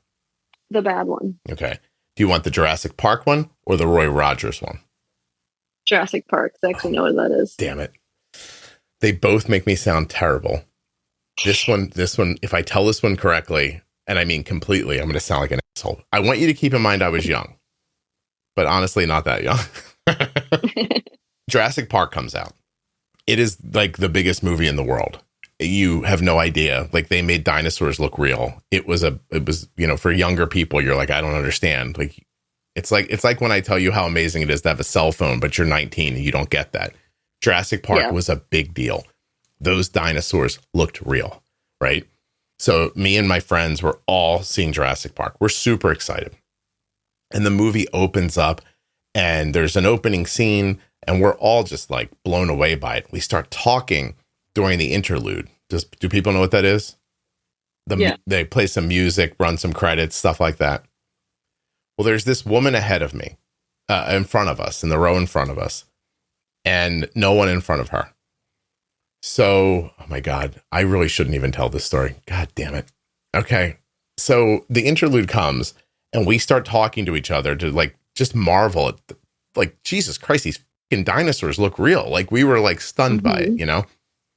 And she turns around and shushes us and says, I'm trying to listen to the music. And I want to just say, she's 100% right. I'm not a loud person in the theater as an adult. As a matter of fact, I'm very quiet. Even back then, we were very respectful in movie theaters. But she was really nasty. And she had every right to be, but she was. And I think we took our socks off and dangled them behind her head so she could smell them. Which was not fair or right and disgusting. And I'm sorry to her if this was... Did she acknowledge it? No, we didn't notice that she noticed. So then we moved in front of her and sat in front of her, then very slightly bounced while we watched the movie, but only like a quarter of an inch. Like if for anybody who's sitting down, just tighten your butt cheeks and loosen your butt cheeks and tighten your butt cheeks and loosen your butt cheeks and just keep doing it. I thought you were going to say she took off her socks and started tangling them. Listen, then we'd be friends to this day. That would have been amazing. Yeah. So we not through the whole movie, just for a minute, somebody sat in front of her, a couple people, I may have been one of them, and we did this very just gentle bounce up and down so that you couldn't possibly sit behind us and not notice that our bodies were moving up and down just slightly because we thought it would be distracting and we were fucking with her. Subtly torturing her. Just subtly torturing her, yes. And then we got up and moved back, and she didn't talk again, and we didn't talk again, and it was kind of over. Mutual agreement. Now that I've said that, I think I'm still glad you didn't ask about the Roy Rogers one, which, yeah, I'm pretty sure this was the better one to tell if I'm going to make myself sound like a bad person. That would have, of the two. Yeah, that was innocent enough. Yeah, it was pretty innocent. Okay, now, my nice story. So my wife obviously grew up in theaters. I saw a ton of movies growing up. Not till later, by the way. I didn't start seeing movies till I was a little older, but then I saw a lot of them. Mm-hmm. I think the first movie I ever saw was Grease in a theater. That was 1976. I was like 5 years old. Then I didn't see a movie again until Meatballs with Bill Murray. I think Meatballs was my second. No. Yeah, Meatballs and Jaws, like right in there, were like my second and third movies. Anyway, I don't know the timelines of this. But then after that, I saw a lot of movies. I have a ton of great memories. You made up for lost time. So maybe I still can. Very much so. My wife and I would go to the theater together when we were dating. I love something. There's something about being in a quiet space with strangers having the same experience that I very much enjoy. And I even like being with you. Like if you and I were dating, Brittany, I would love that like solemn kind of quiet together, but apart experience. I enjoy that. Mm-hmm. And I would tell my wife, I really love coming to the movies with you. And just, I would say that like right before the movie started, like, I love being here with you. And then that was it. And we'd watch the movie. Well, when we had kids, we started doing that to our kids. Like this, the movie was getting ready to start. Like we'd lean over to Cole and say, we love you and we love being here with you. Like, and we would like, that just happened all the time. And then Arden was born and we did it for years and years and years, over hundreds. And I'm realizing now I'm not even going to be able to retire because of the money I spent going to movies. Because by the way, one of the most shocking things about moving away from home was having to pay for a movie. Like, I'll Yeah. never forget being there with my wife for the first time. We were like, this is very expensive, because she worked there and didn't pay for it. And I had the fireman pass. And so, like, we didn't pay for movies for a decade. And all of a sudden we were like, they really want us to pay for the popcorn too. Like, they should probably just give it to us. I've had popcorn delivered to me in a theater by somebody who knew me, and now they wanted me to pay for it, you know? So anyway, Yeah, it's a shock. so my kids are older, you know, through the years, we see a lot of movies, always right before the movie starts. I love you. I love being here with you. I love going to the movies with you, something like that. So Cole's getting ready to move to Atlanta to take his job, and Arden's getting ready to go away to college for the first time. And we go see a movie together, the four of us. And now my son's like 22 and my daughter's like 18 and my wife's there, and we've lived together for so long. And we even sit so the kids are in between us so we can like be near, like, it's all like very douchey. Like, but anyway, it's like, and so we're sitting there and it's a pretty empty theater. And I stand up in front of them to take my sweatshirt off. And I turn around and I see the three of them standing there. And I get choked up and I think, is this the last time we're going to see a movie together? And it might be. I have no idea, right? So I'm taking my shirt off, my sweatshirt off, and I'm folding it up. And I think Arden bumps Kelly and goes, yeah, I think he's crying. So I'm like all emotional. And I said, oh my God, like, I love coming to the movies with you guys. And then I started crying. I'm going to cry now. It's terrible. Like, I know. Yeah. I feel like I'm going to cry. Yeah. I'm like maybe going to be so inspired to become a movie person. So now I'm standing in the theater. I'm not like welling up in the theater. I'm fucking crying. Like, right? Bawling your eyes out. And I think my son is looking at me half like, oh, this guy really loves me. This is nice. And half like, I think there's something wrong with my father. Like, and so I'm like stopping, and I'm realizing I don't even think they consciously remember being told that over and over again, right? They're older now. And so I told them the story. I think they do. Oh, I don't know, Brittany. You hope that because you have a little kid and you're hoping the things that you're hoping that kid's going to read when he gets older. And the truth is he's going to hate books because he's going to be like, oh, my mom used to try to get me to read. Ugh, she's old. And I'm sitting there like, I love reading with you. And you're going to be like, I love reading with you. You're like, one day you were in daycare. You were like 9 months old. like telling him this story. Oh my God. I swear to God, I'm crying right now. Hold on a second. I believe it. So anyway. I'm near tears. Yeah, I sat down. Well, you're a tough nut to crack here, Brittany. I don't think anybody's getting you to cry. You won't even watch a movie. But I sat down next to them, and I was overwhelmed for a few minutes. Because I just kept thinking, this might never happen again. And oh my God, is Avatar 2 going to be the last movie we see together? Please tell me you've been to the movie since. Together. All four of us. No? Not since Cole left. No, wait, that's a lie. When we went to Atlanta to visit Cole, the four of us went to see a movie together. Oh, good. And it was very... that tradition needs to keep going. It was very relieving to me. I was like, oh, it happened again. Like, I think you're going to be in emotional state of trauma. I was like, oh my God. Like, I'm so happy we went to the theater. By the way, in Atlanta, they have an awesome movie theater at something station. I don't know what the hell it's called. It's a great movie theater. But since then, no. Although, like, Cole will call us and say, like, hey, I just saw Oppenheimer. It was really good. You guys got to go make sure you go see it. And so, like, we went together. We took Arden and her friends. Like, we take, like, you know, fill-ins for Cole. Yeah. My God, you're never going to see Oppenheimer. No, probably not. No, that's a long movie with a lot of talking. I don't think someone like you would like. I don't think you're looking for that. I'll slowly build into it. All right, that's all. Anything you want to tell me? Is there a book I should read? The Great Alone by Kristen Hanna. The Great Alone. I don't read books. Actually, no, that's a long book. Remarkably Bright Creatures. I just got my husband to read that book, and he does not read. All right. What's it about? I feel like you're not going to like it. Well, okay. Actually, maybe you will. So it's about this woman who works. She's a lonely old woman, and she works in an aquarium, and she befriends an octopus. Yeah, I'm 1,000,000% not reading that. And now I realize it's unfair of me to ask you to watch these movies. Exactly. I wrote a book in 2013. And I was on I don't think I knew this about you. Yeah, and it's called Life is Short, Laundry is Eternal. It's about being a stay-at-home dad. It's just stories that'll make you cry and feel good about being a parent. Oh, wow. I need to read this. I think it's out of print. You might have to get it on a Kindle. Okay. So as not to have to overpay for a paper copy. Although there are some in my basement. But please, I'm not digging them out. And you can't have them, so nobody asks me. I was on the press tour for the book. I was doing like a lot of audio stuff. And it was actually one of the things that helped me. The press tour for the book is one of the reasons the podcast exists. Because have you ever heard me tell the story of I was on the Katie Couric show and she told me I was good at talking to people? Yes. Yeah. So that's part of how you get to the podcast. I'm giving these interviews, and then at the end of them, I'd hear back from the publisher. And one day the publisher calls me and says, hey, we just heard your last interview. It was terrific, blah, blah, blah. They were very thrilled because apparently people who write are not very extroverted often. And so they're terrible interviews usually. Whereas I'm like probably more of a performer and not really a writer, right? So they're thrilled with my interviews and everything. The publisher is. And she said, we just have an ask. And I was like, yeah, what's the ask? She goes, can you stop telling people you don't read? And I was like, why? And she goes, it does not sound good that you wrote a book, but you don't read, because readers won't want to read what you wrote. They don't trust you. They don't trust you.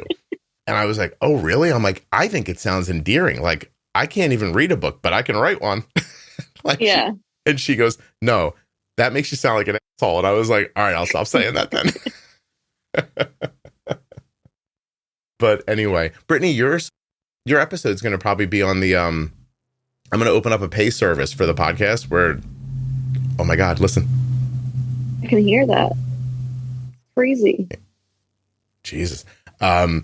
There's going to be this little thing where all the management stuff is going to live without ads on it. Like pro tip series, bold beginnings, and all that stuff. Oh, cool. And also it'll get episodes where people curse and the cursing will be in it. So I just realized, like, I'm setting that up still. It's only going to be like a few, I think it's like $5 a month or something like that. But your episode's definitely going to be in it because we curse like crazy. Yeah. Yeah. I feel like I wasn't very filtered, but that's okay. Do you want to say like a big curse word now, just to say one? No, I feel too pressured. You feel what? Too pressured. You would feel what? Do you know your favorite curse word? I think I say what the. You say what the. I don't really want to. You say what the fuck a lot. Yeah, so it's not really the words, the phrase. I use a couple of words I know people are going to find very upsetting, but that's okay. I use them in such a podcast. I use them in such a delightful way. I find them to be delightful, but I don't think people do. So I'm not going to say them right now because I have to think about it more before I share that. All right. Well, I guess I got to go hunker down in my basement and get ready to shoot some invaders because it sounds like the world's coming to an end. Yeah, it sounds like I'm going to send help for you. I don't even have a gun. How the hell am I going to do it? Be throwing this monitor at them, yelling, I'm a podcaster. Leave me alone. Conscientious objector.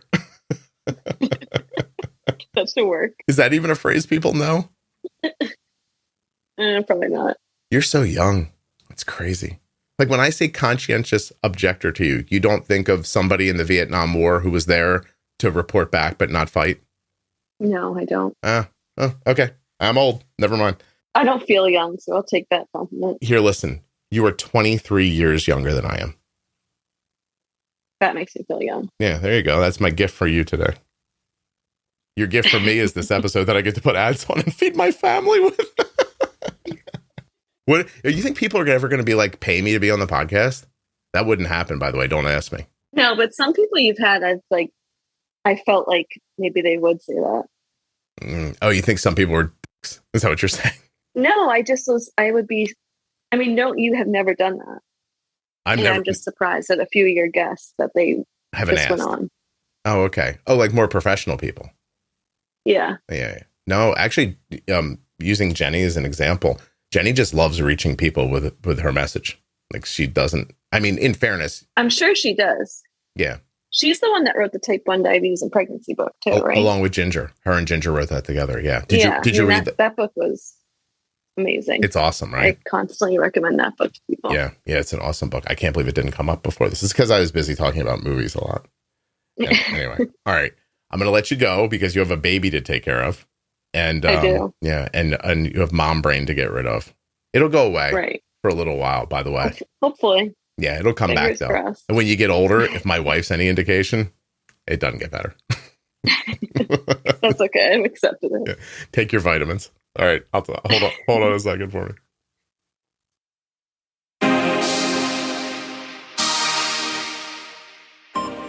A huge thanks to Touched by Type 1 for sponsoring this episode of the Juicebox Podcast. Check them out on their website, touchedbytype1.org, or on Facebook and Instagram. I want to thank the Eversense CGM for sponsoring this episode of the Juicebox Podcast.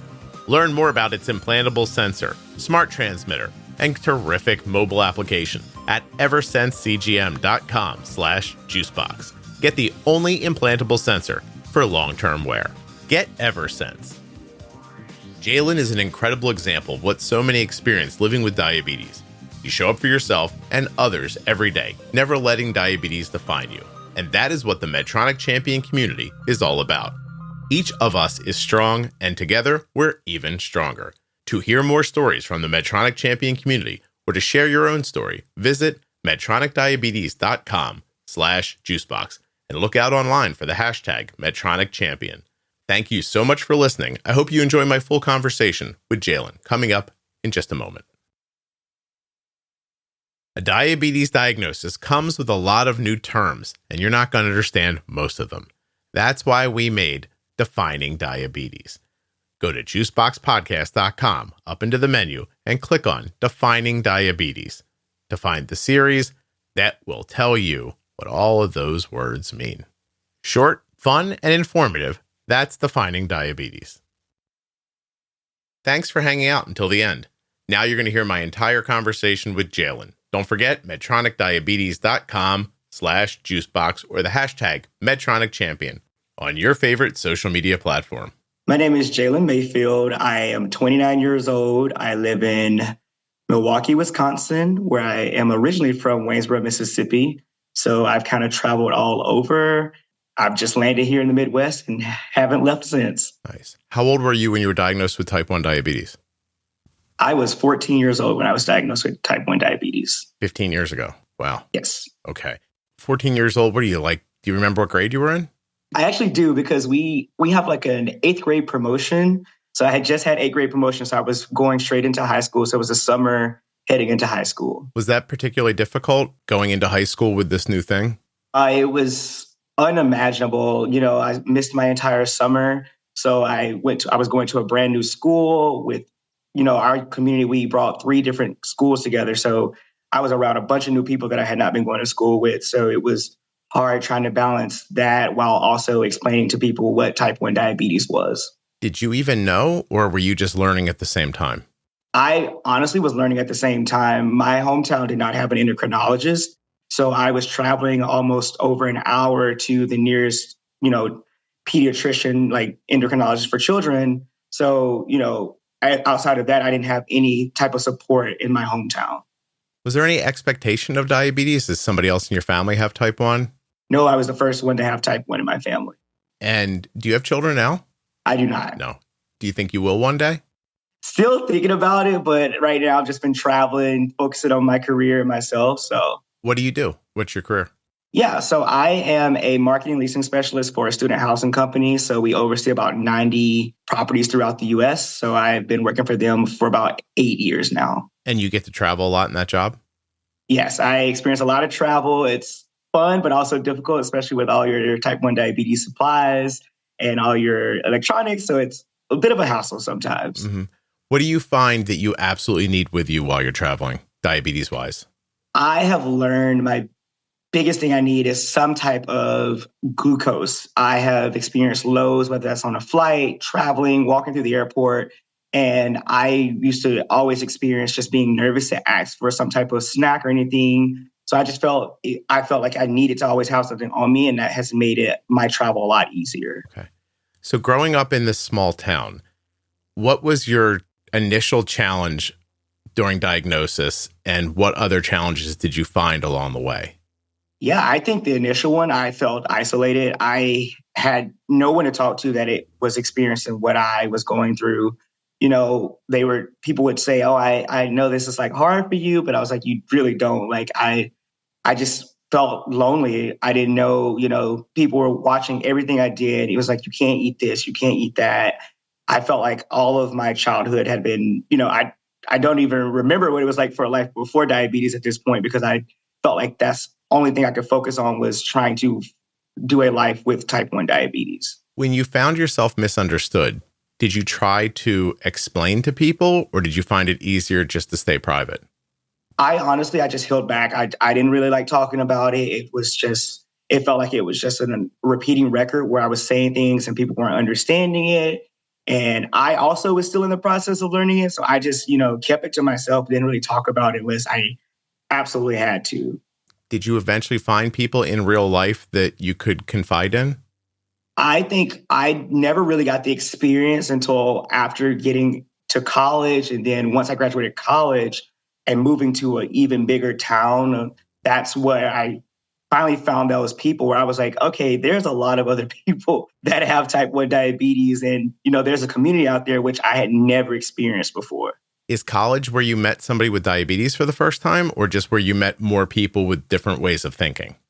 So I met my first person with diabetes, actually my freshman year of high school. There was only one other person, and he had it since he was a kid, like young, since we was like maybe born, or like right after that time frame. So that was the only other person I knew until I got to college and I started meeting other people. I was a member of the band and I was an RA. So I was like, okay, there's a small handful of people also at my university. But then once I moved to St. Louis, and a lot of my friends I met were like med students and they were young professionals.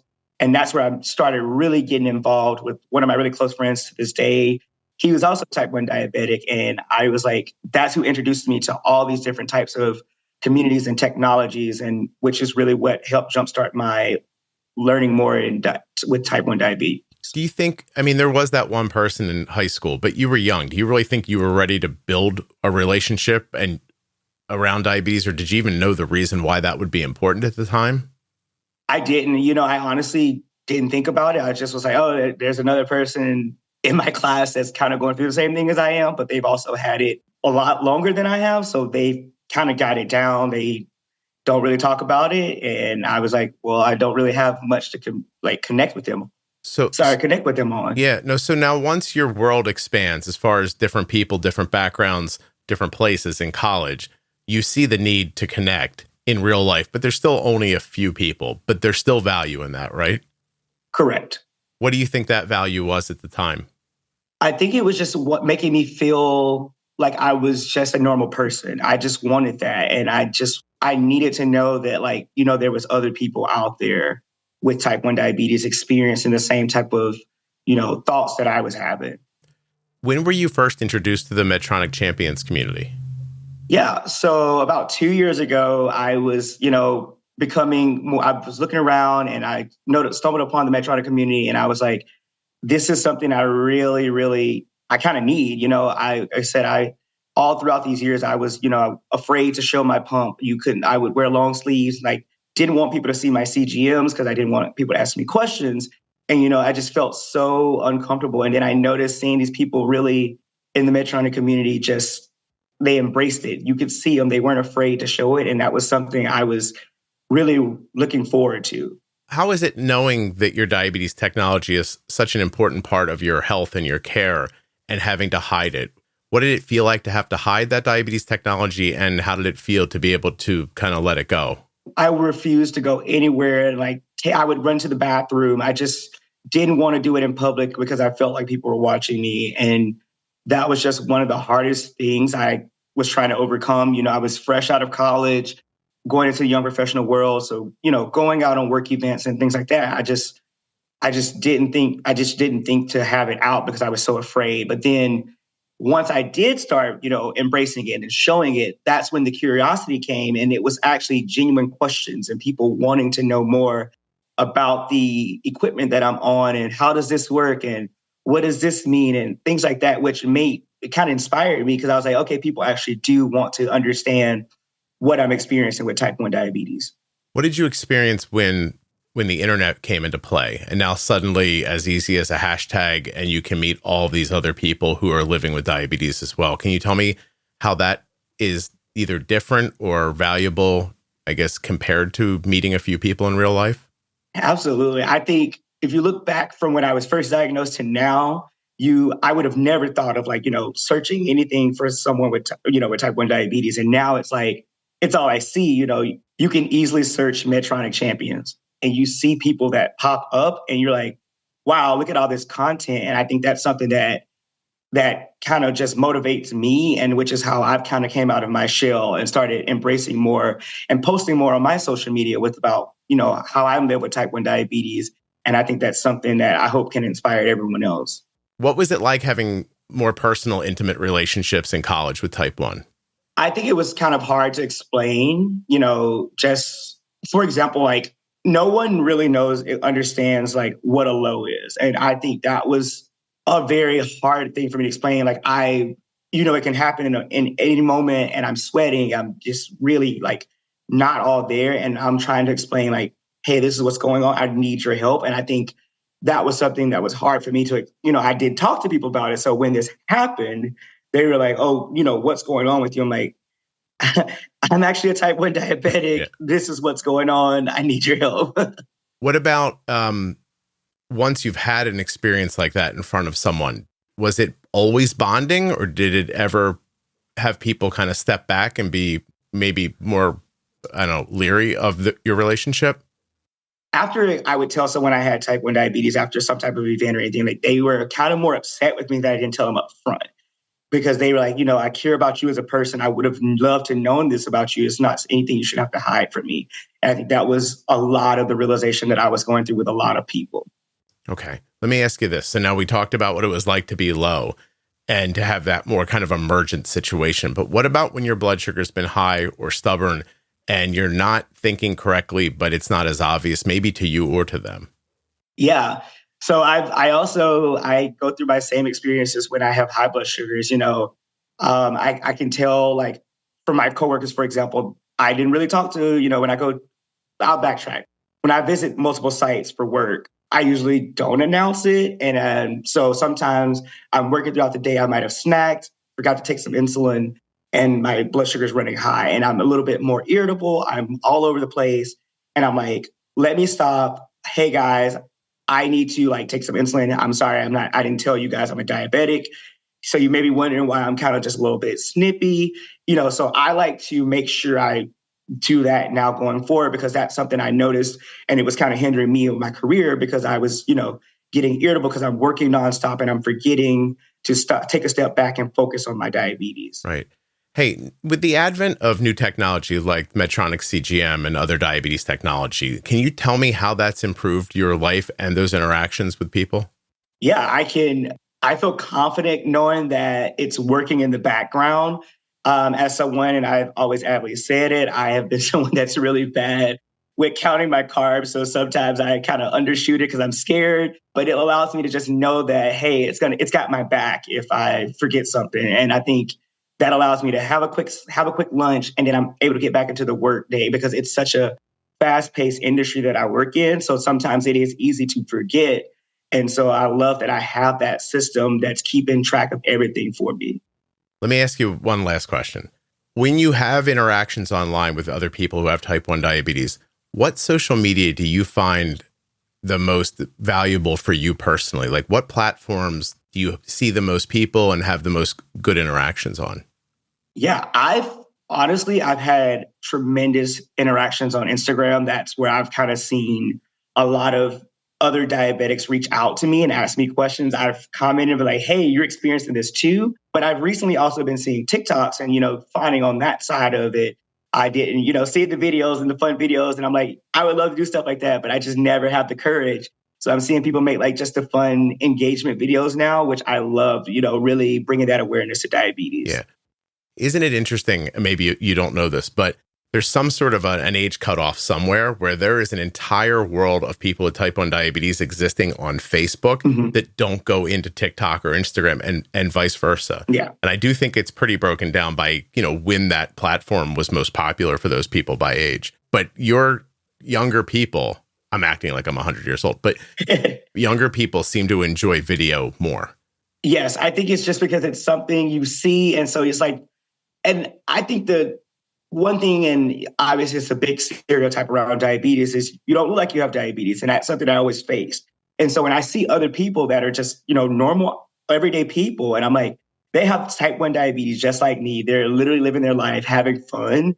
That's just something you want to see it, because you don't get to see people living their everyday lives with diabetes. And I think that's something I've really enjoyed. Yeah. What are your health goals? When you go to the endocrinologist and you make a plan for the next few months, what are you hoping to achieve, and where do you struggle, and where do you see your successes? I'll be honest, I was not someone who was as, involved in my diabetes. I wasn't really focused on my health. And that was something that, you go into an endocrinologist and you get these results back and it's not what you want to hear.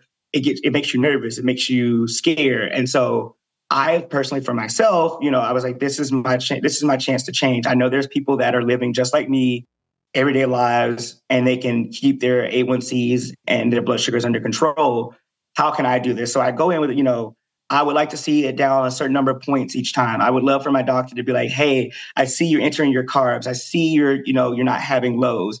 You're not running high too often. That's my goal. And I've been seeing that. And that's what motivates me every time I go to the endocrinologist, where I don't dread going. It's like an exciting visit for me. So you like to set a goal for yourself and then for someone to acknowledge it, to give you kind of that energy to keep going for the next goal. Yeah, I feel as a type 1 diabetic, for me, and it's a lot to balance. It's a hard journey. Yeah. And so I want someone, when I go in, I want to be able to know, like, hey, I see what you're doing. Let's work together to do this. You don't want to be put down like, you're doing horrible.